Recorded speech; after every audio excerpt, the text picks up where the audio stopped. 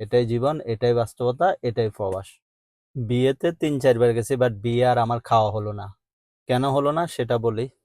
ঘটনা হচ্ছে, আমি মাগরিবের পরপরই আমার বসকে আনার জন্য চলে গেছিলাম বিমানবন্দর। সেখান থেকে এসে বিয়েতে উনাদেরকে নামায় দিয়ে চলে গেছি অন্য আরেকটা কাজে। সেটা শেষ করে পরে আসছি আমার বসের বউকে নিয়ে বিয়েতে যাওয়ার জন্য।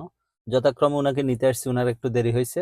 সো উনাকে নিয়ে যাইতে যাইতে মোটামুটি বিয়ে খাওয়া শেষ পুরুষদের, আর আমার খাওয়া হয় নাই। আসলে এসব বাস্তবতাগুলা আমি ভিডিও করতেছি বলে চোখে পড়তেছে। এমন হাজারো বাস্তবতা সৌদি আরবে আছে বা প্রবাসে যারা আছে তাদের জীবনে আছে, যেগুলা মানুষ দেখে না। এগুলা কি বাংলাদেশ হলে কখনো হইতো এরকম? কখনোই না। এখন বাজতেছে রাত মোটামুটি 12:30টার মতো। আমি কিছু খাই নাই।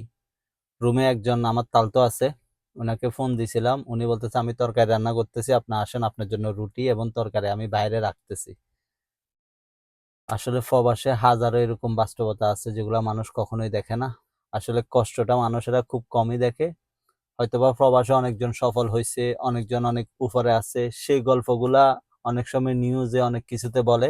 কিন্তু প্রবাসে এরকম ছোট ছোট বাস্তবতা, ছোট ছোট কষ্টগুলা, ছোট ছোট স্যাক্রিফাইস গুলা কেউ বলে না কখনো।